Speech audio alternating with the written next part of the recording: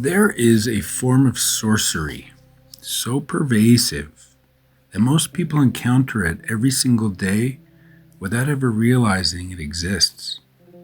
It doesn't happen in secret temples. It happens through music.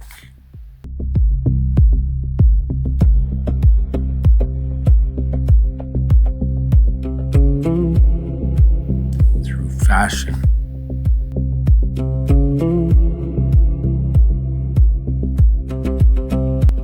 Through celebrity culture.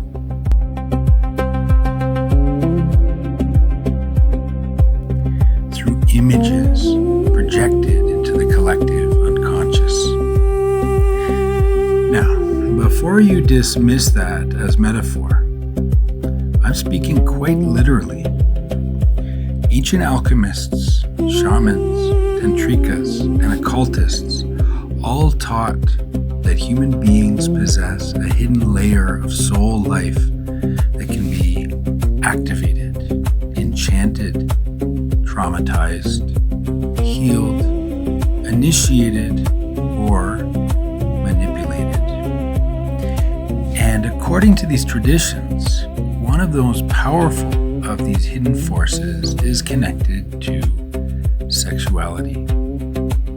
Not sexuality as modern psychology understands it, not sexuality as biology understands it, but sexuality as an occult force, a magical force, a force capable of generating fascination, glamour, obsession, projection, trance, inspiration, devotion, and even mass enchantment. Once you understand how this force operates, many things in modern culture begin to look very different. You begin to notice recurring symbols, recurring archetypes, recurring transformations. So are these patterns emerging naturally, or does somebody actually understand the mechanics behind them? And if somebody understands the mechanics behind them, what does that mean for the exploitation and manipulation of this understanding? What kind of sorcery is taking place behind the scenes of our culture? Today, I want to explore an esoteric model of modern sorcery and occult anatomy that may help shed light on this question.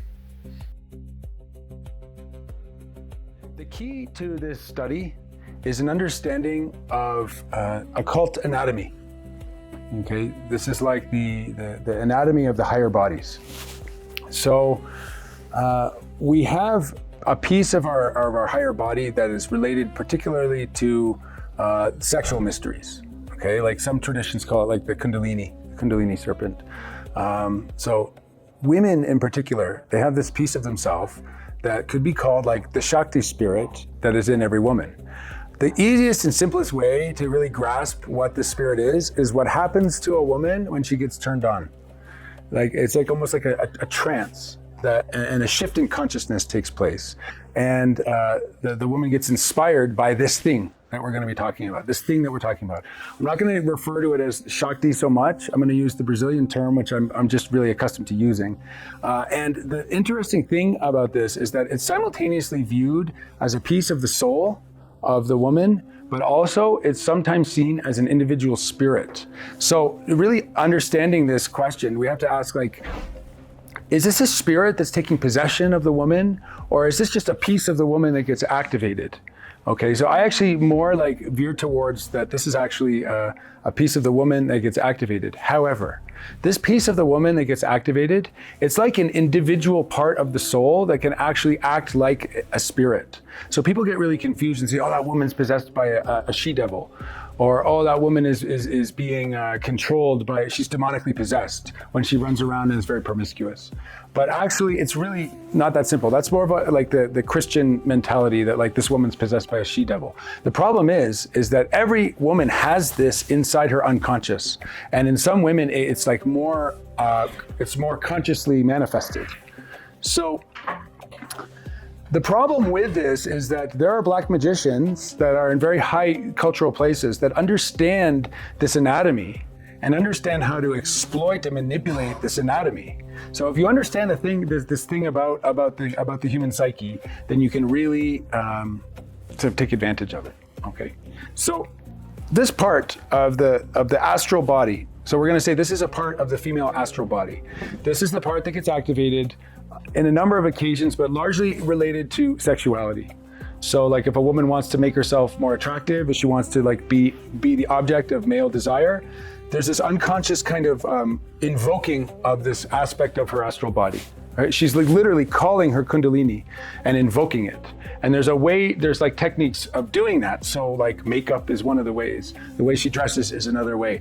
Going into a trance and dancing is another way. Any of these like feminine arts of seduction, they're employing this part of the female occult physiology. So the term I want to use to describe this facet of the female soul is the Brazilian term pomba gira. I've talked to you about this before. Have you heard me talk about this? No. You know. You, yes. Extensively and exhaustively. So from this point forward, I'm going to be referring to this aspect of the female soul as the pomba gira facet.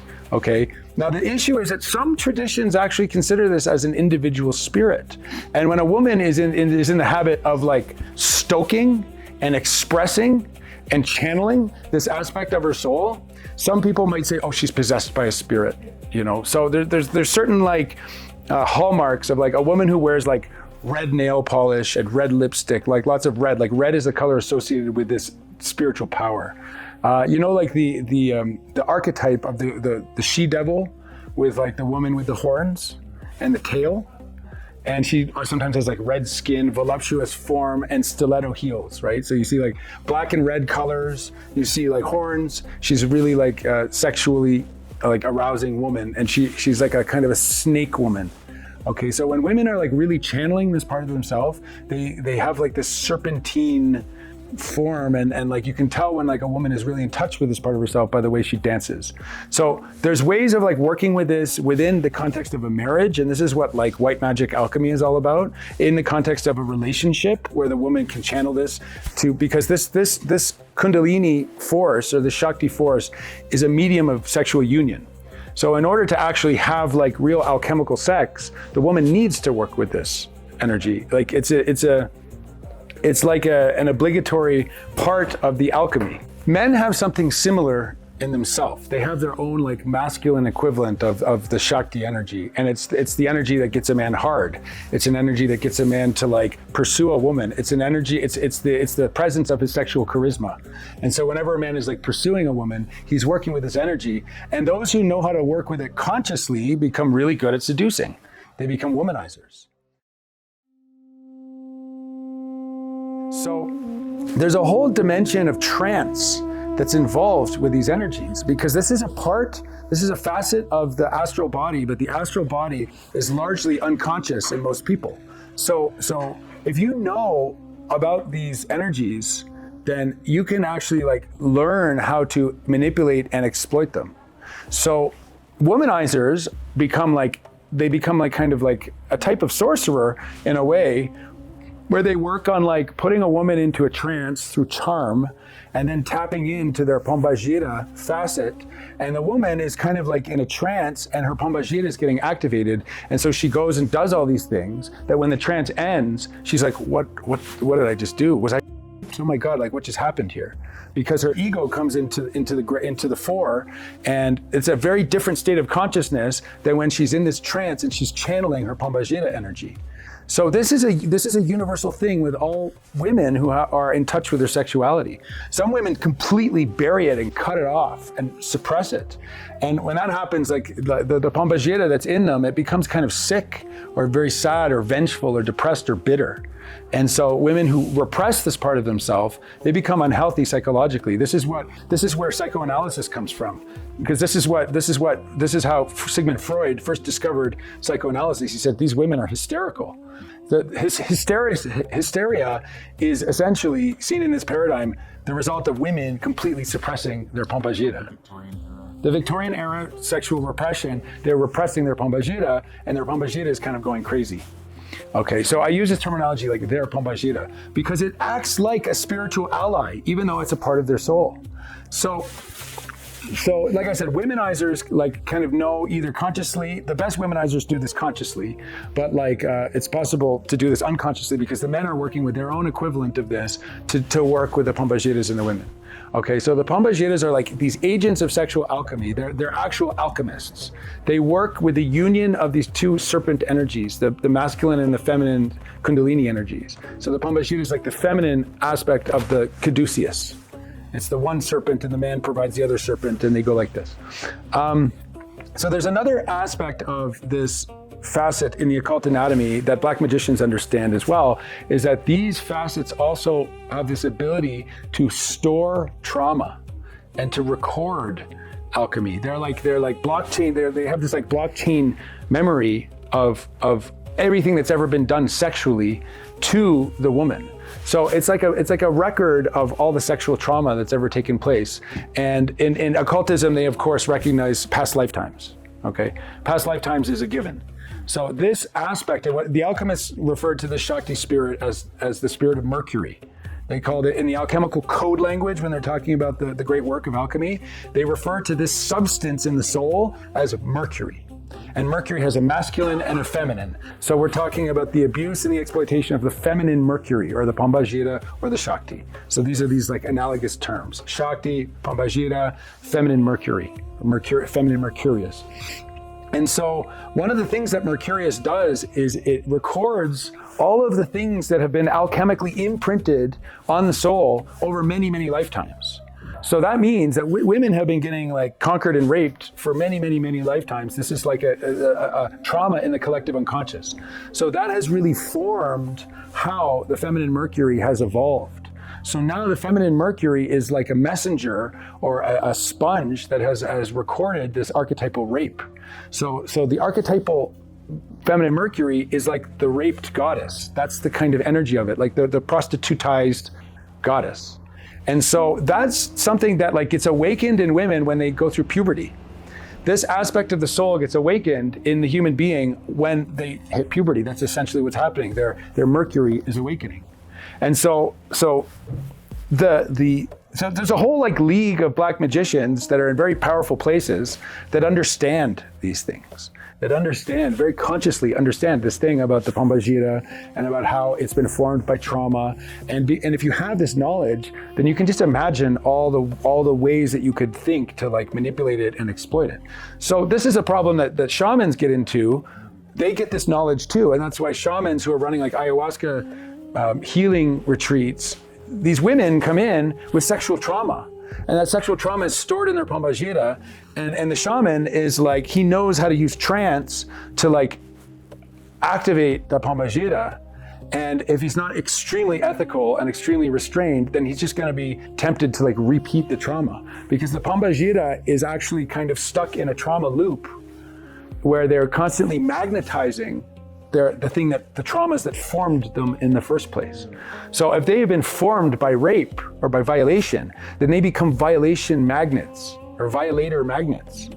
And so they start to like draw that energy from men. So they're the ones that like kind of get turned on. They get turned on by rape fantasies.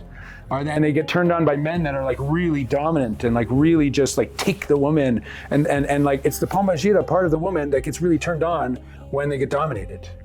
And so this is like a really complicated thing that's like not in the legal discourse, like when you're discussing like what's rape, what's not rape. And there's this like real confusion where the man is like, what? She was asking for it. And the woman was like, I wasn't asking for it, but actually their Pombajira was kind of calling for it. So it's really complicated because you can't say that to a woman, right? There's this whole undercurrent of stuff going on with women's Pombajiras, where the Pombajiras, they're astral beings that are not limited. They're able to like work in the dream world. They're able to like go and work in a man's unconscious and appear in his dreams. They're able to like seduce a man while the woman's like acting all good and well behaved. Her Pombajira's out like doing all sorts of stuff. And so these Mercury beings, so if you want to use the alchemical metaphor, you say they're mercurial spirits. If you want to use the shamanic metaphor, you can say they're like actual beings that are going and doing things. And yet they're inseparable from the soul of the human being. Totally inseparable. So it's a mistake to separate it. And one of the bad things that can happen is that you can mistake it for a demonic possession and then try to do an exorcism on it, or try to do a kind of soul or a kind of spirit releasement on it. And what are you releasing? You're releasing like the messenger of your karma. So it actually causes massive soul fragmentation if you fragment from it. So the answer is not to fragment from it. The answer is not to repress it. The answer is actually to like alchemize it and transmute it. But there's no, like the knowledge of how to do that is pretty advanced knowledge. And right now, like the main people that know about these things are the satanic black magicians that want to actually just exploit it for cultural sorcery. So I don't know if I want to go into the music industry just yet. I want to cover a few more things. I like the shaman metaphor. So like, this is the phenomenon of like sexual abuse in shamanic retreats, right? Where the shaman says to the woman, like they're in the ayahuasca trance, the shaman's with his mercurial allies. He's able to see the woman. She's in a trance. She's possessed by her mercurial spirit. Her mercurial spirit is like this, like kind of like death trap of like wanting to be raped. It's a kind of like a controversial thing to say, but like the Pombagiras are like calling for the violations that formed them in the first place. So the Pombagiras want to be conquered. They want to be dominated. They want to be tied up. They want to be treated with cruelty. They want to be used as sex toys. They want to like, this is thing that's actually that's in the woman's unconscious that they're like trying to like repress. But then when they take the ayahuasca, that thing comes out and starts expressing, and the shaman can just right easily take advantage of that. Would you say that like this Pombagira is also, it's calling that in because it wants to be healed from it? Like it's like kind of the confronting the shadow, like, you know what I mean? The rape trauma of women in general through leagues of lives just wants that to be healed, so it's like calling that forward, not to be once again raped and dominated, but to liberated from the trauma. So that's a really deep question, and I would say that the divine spark that's in the Pombagira, because one of the great mysteries that like you need for like illuminated alchemy is to understand that the actual spirit of truth is buried in the Pombagira. So they're like spirits of truth. They're like divine messengers of truth. And like that's like a level in them that they themselves are unconscious of. It's like their unconscious higher self hidden in the Pombagira. So I think that like unconsciously, that's exactly what's happening. And that's part of God's like alchemy of redemption mystery. Like but the reality of the Pombagira consciousness. And so there's ego consciousness, and like the women is not aware of the Pombagira consciousness often. And in the Pombagira consciousness, there's still another unconsciousness in that. And that has like an unconscious wisdom to it, an unconscious truth, and an unconscious urge towards healing. So if you know how to like work with the Pombagira energy in the right way, it can be it can be harnessed for healing. But it's constantly throwing itself in situations where it can be so easily re-abused. So it really depends on these energies coming out in a conscious vessel, like in a marriage or a serious relationship, where these things can come out and be redeemed. But like that's rarely, the Pombagiras are wild, man. Like they bust out and like they can't really be controlled. So like it doesn't often happen that way. It needs to start happening in that way. And the shamans and the alchemists are the ones that need to lead the way, because they're the ones that have the leading knowledge on this. Most people don't understand anything about this. Yeah. So yeah, I suppose that I assume that comes out in certain kinks that a woman might want in the bedroom. Exactly. And how would the man who is aware of this and whether that kink is the traumatized Pombagira? Yeah. Ultimately, is that effectively in the bedroom to actually heal that? Well, I think an integral part of it is actually incorporating it. So this is like an advocation for like exploring sexual fantasies with your partner and exploring like forbidden fantasies. That's why marriage vessel, like I'm not saying like literally marriage, but like a marriage vessel, like of spiritual monogamy, is really important to do this high level alchemy work, because you need to create a space where the Pombagira can like re-imprint. So let's say she has like fantasies of being violated, or fantasies of being tied up, or fantasies of being raped, which is like by far the most common: prostitution, violation, rape, and used as a sex toy. These are the traumas that have by and large formed the Pombagira. Okay, and so like you create a space where like the woman can actually channel that, bring it forward, and like you kind of do this union of opposites where you mix that with love, because the whole trauma is that all of these things happened in the absence of love. And so like if this can be done, so this is kind of like a case for like conscious BDSM or something like that. Like it has to be transmuted through love and devotion and commitment, and like then it can kind of shift, you know. So Pombagiras need to embody. They're constantly pushing towards embodiment. And if they're not being consciously called for embodiment in a very conscious shamanic way, then what's going to end up happening is they're going to find sneaky ways of embodying. And these sneaky ways of embodying wreak havoc on relationships, right? The Mercury is a faithful record of that person's karma. So there are such a thing as angelic women. There are such a thing as saints. There are such a thing as women that have had far less violation in their past lifetimes. And then there's some women that have been sex slaves for many lifetimes in a row. Other women that have been black sex witches that have cursed and eaten dead babies and stuff like that. And it all shows up in the Pombagira of the woman. The Pombagira is saying, hey, I represent your karma. And I am like the living embodiment of what you need to transmute in this lifetime in order to be completely united with the divine. But here's the thing. The thing to understand about the Pombagira is that they're like a piece of heaven that fell into hell.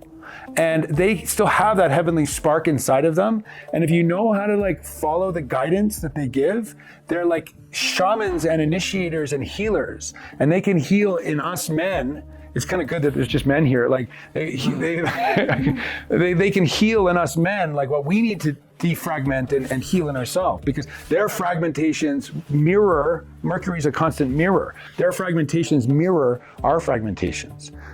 Like, and this is the thing that happens. The Mercury spirit is always showing up as the shadow mirror. So anything you repress, Mercury shows up and be like, hey, hello, you can't avoid me, you're just repressing me. And the more we repress things, the more they show up as devils in our life to destabilize our life. So a good Christian couple, they get married and they're very like wholesome and they only have sex to create babies and they don't like have hot sex and you know they live in separate beds or whatever. That guy's gonna have a pornography addiction. And that pornography addiction is the feminine Mercury that gets distorted because he doesn't integrate it. So the more we like try to press it down, it goes and then it attacks us from the outside. And so this is a kind of like philosophical ethos, like you cannot avoid Mercury. Mercury will show up one way or another as a projection, as a devil that tempts you to ruin. So if you don't cultivate the spirit of Mercury with your relationship, with the woman in your relationship, that spirit of Mercury is going to show up outside of your relationship and torment you. So better like cultivate it within the woman, and every woman has this Pombagira, and it's the work of a wise man to like bring it out and marry with it. That's part of the alchemical marriage. You have to actually unite with the Mercury. And in the alchemical wedding, like if you look at alchemical art, you see the king and the queen, and in the middle is a double-headed serpent. And that double-headed serpent is Mercury that's uniting the king and the queen.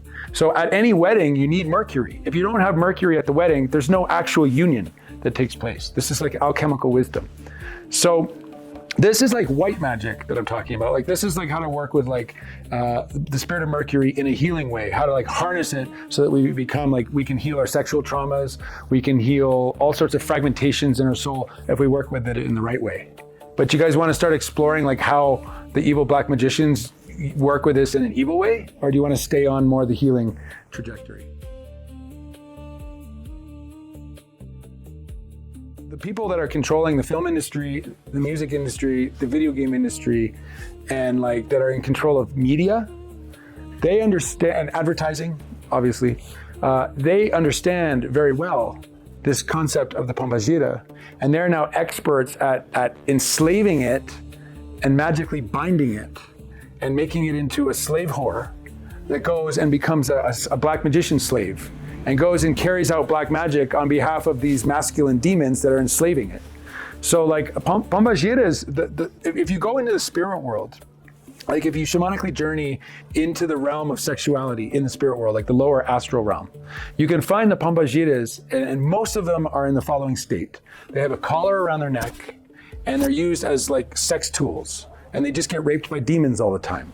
And they've actually evolved to like enjoy and draw energy from getting raped by demons. That's how they've become evolved to operate. So like a lot of women, in order to do this healing work, they need to like go into the underworld and retrieve this Pombagira from some demon sex prison and like take the collar off. And the problem though is that the Pombagiras have been accustomed to enjoying this treatment. Like they become succubus spirits where they actually can feed on it. And like that's their like self-identity. So they've been turned into sex slaves and they've really bought the story. And so they see themselves as sex slaves. And they kind of have learned to like enjoy it in a sick way. Like it brings them a kind of hit, like a hit of crack. Like getting fucked by a demon is like getting a hit of crack. You know, and so like this is the state that they're in. And so there's this whole like shamanic thing that needs to be done where they can be rescued and then like liberated. But then when they're liberated, they don't even want to be liberated. They want to keep getting raped. It's crazy. Wow. So like, it's hard to talk to women about this, right? Like it's hard to create a space where they're going to like even explore their feelings. But like probably 80% of women fantasize about being raped. It's mind-boggling and it's scary.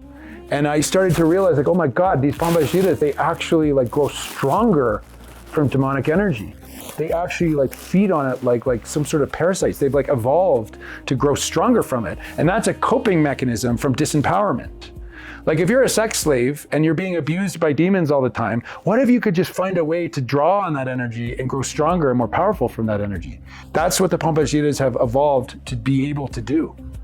So there's a deep transmutation that needs to take place in these feminine spirits in order for the woman to like really achieve the alchemical masterpiece of like sacred union.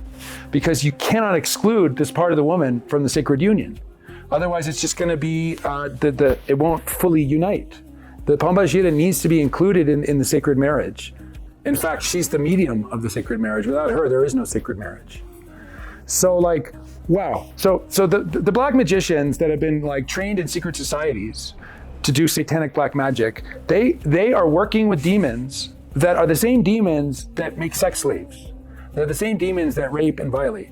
And these same demons are like tutoring the black magicians and teaching them how to make use of this knowledge. And so these black magicians, they have like supernatural shamanic knowledge of how to enslave Pombagiras. And how, not only to freshly enslave them, but how to like tap into an already enslaved Pombagira. So there's this whole sick initiation thing that happens with the women who want to be stars, like movie stars or celebrities. And so you got like a talented singer in the Mickey Mouse Club, okay? And like she's being groomed for this whole Pombagira initiation process that unfolds over like 10 years. And we've seen like many like talented girls that are really, they have a natural Pombagira. Pombagiras are like entertainers. They're like naturally like courtesans or dancers or singers or divas. Like that's what Pombagiras naturally are. They're like feminine mercurial messengers. So they stand on a stage and they channel the gods. Like Mercury is the messenger of the gods.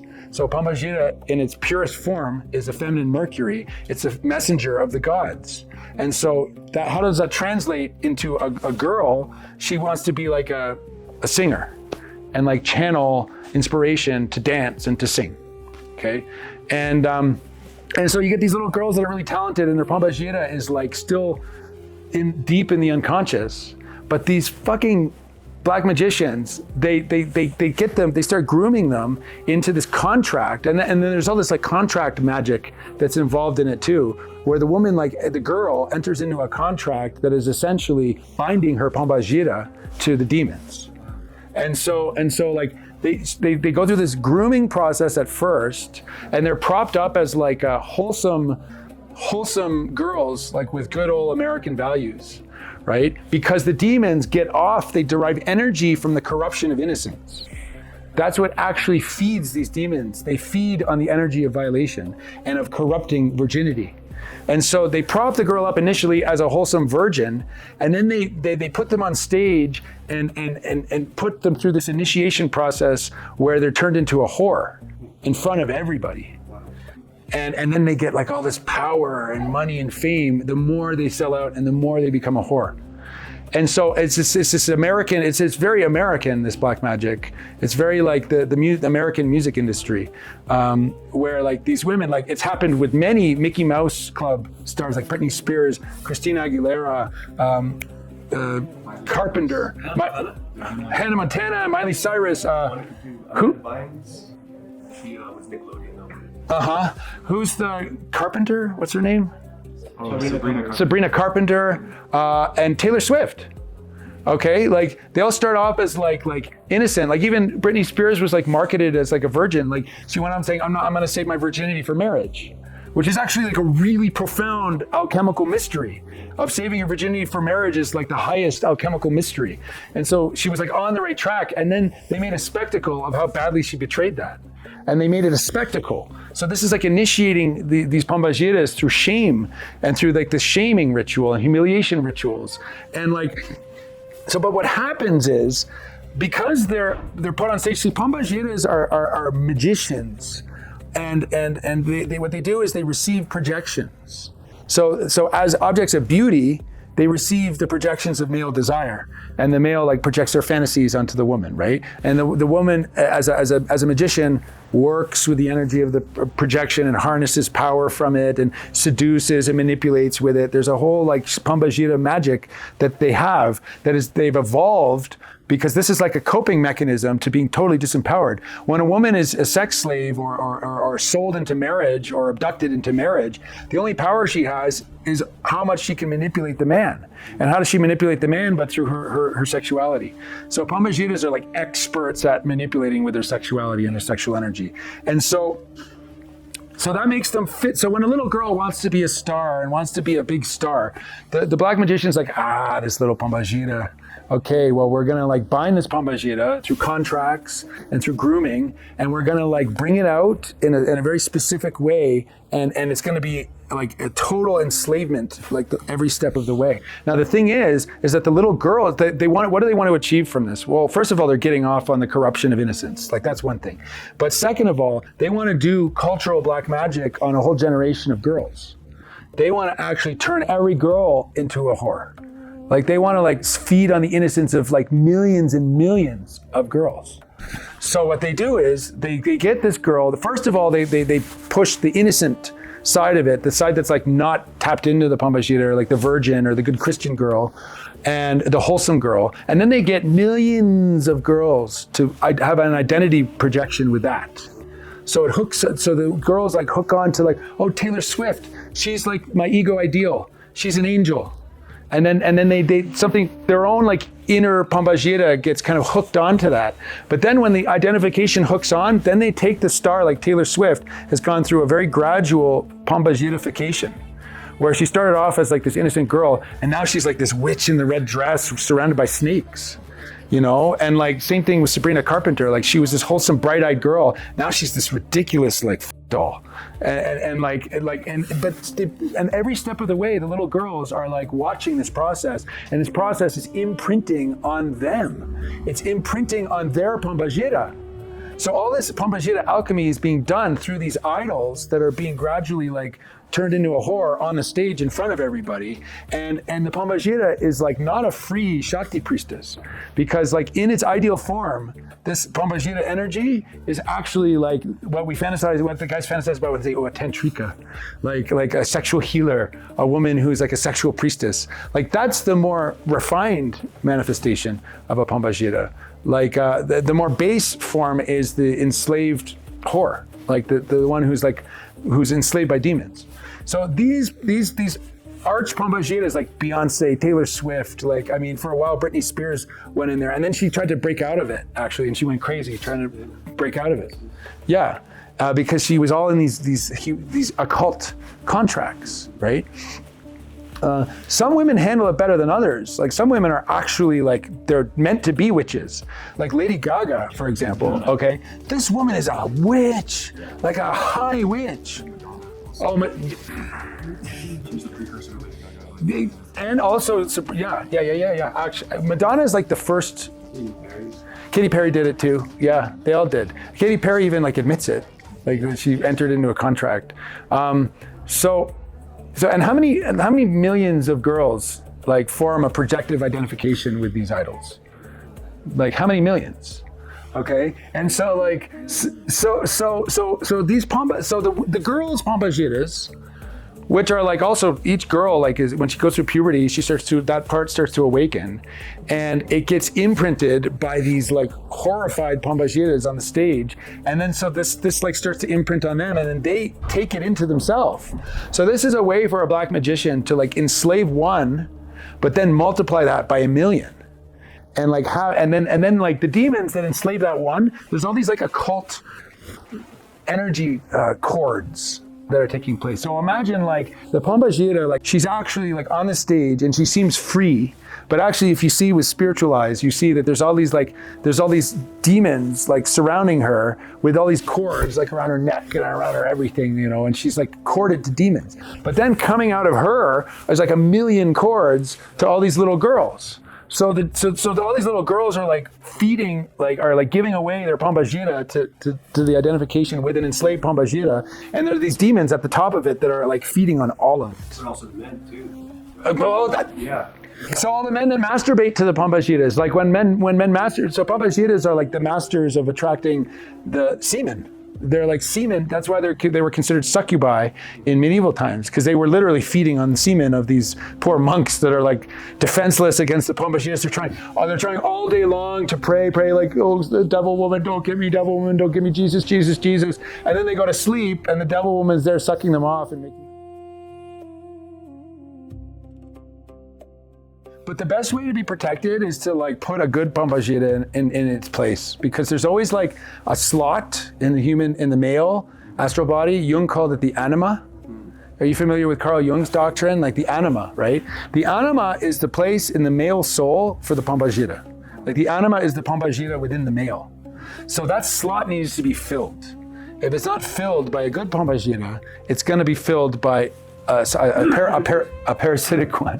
So like, I mean, this is like really new stuff, and like really the only people that really know about it are the bad guys. They know how to exploit it. I mean, I agree with you saying it's new stuff in like the level that they're doing it, but like even when you're talking about like these, which being Beyonce and Madonna and whoever, a lot of them like publicly personify with like Ishtar, you know, like exactly. Babylonian, like Venus, the sacred prostitute archetype. Like, yep. 5,000 years old, you know. Yes, and that is the actual and enshrined pombagira tradition. So Ishtar is the goddess of pombagiras, and in Babylon they had these women who were like pombagira priestesses. They were called hero duels. Hero duel means sacred slave. So the hero duels would have to go into the temple of Inanna, Ishtar, and they would have to give themselves to strangers and have sex with strangers. And apparently, I don't know how true this is, but apparently every woman in Babylon had to do this, like once a year or something like that. And the only way they could opt out of it is by shaving their head. Okay, so if they wanted to have their beauty, they had to put their beauty at service, at like complete submission to the goddess of love. And they had to fuck strangers.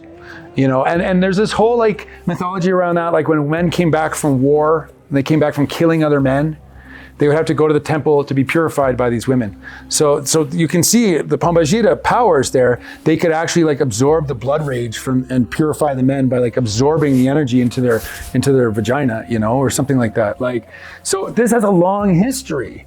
And so if you see now today, like I was just watching an analysis of Eyes Wide Shut, and there's all these places where the star of Ishtar is like in the background. And Stanley Kubrick is like subliminal master, like putting it there. But the whole ceremony in the mansion is like a modern day version of these pombagira mysteries, where the women would like depersonalize, like they'd wear a mask essentially. They would channel a pombagira and depersonalize from their ego. And they depersonalize from their ego and they become instruments of alchemy. So the pombagiras, when women like disassociate and just kind of channel their pombagira, they become instruments of alchemy. And in ancient times, they considered them like priestesses or mediums of the goddess. But like now with like more like kind of conscious development, we see actually, well, that damages a woman when they do that. That keeps their pombagira in a kind of fragmented state and they become depersonalized. So all of these stars are like depersonalized. Like Beyonce is depersonalized. She talks about Sasha Fierce. She has a name for her pombagira. She says like, like Sasha Fierce is what I channel when I get on stage. you know, and like even Lady Gaga invokes her Pombagira. Her Pombagira's name is Lady Gaga. Like her Pombagira has a name. So in every video, apparently in every music video, she invokes the name Lady Gaga in the video because it's part of the magical spell that's happening. So up in the hero duels, or the sacred prostitutes as they're called in the past, they were sacred in an old-fashioned pre-Christian way.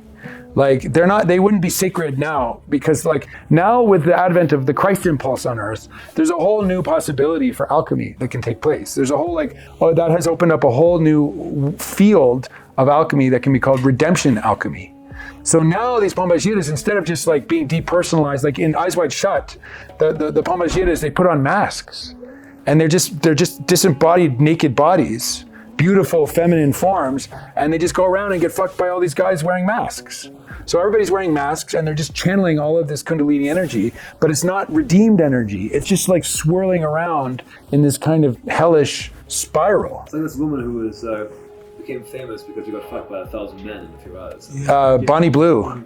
I got kind of fascinated with that. I was like, she's like taking it to the max, like the succubus archetype taken to the max, like the purest objectification possible. Yeah, I know. But anyway, no, that woman is like a Pombagira that has been warped so deeply that she just can feed. And these men are just like blowing their load, and she's getting more powerful, like the core of Babylon. You know? Yeah. So the bad guys know how to use these women really, really, really well. And but if they enslave these women, then they don't have to go get fucked by all these men. They can just like feed on the energy because the woman is enslaved to them. So there's this whole hierarchy of enslavement. So yeah, like so this is a huge industry, right? I mean, like the porn industry is absolutely massive. We were just talking about this yesterday. Like, can you repeat some of the stats that you were saying? Okay, let's say the internet is the alchemical cauldron of humanity. So 50% of it is just pure whoredom, and like another 25% is like flirting with whoredom on the way to it.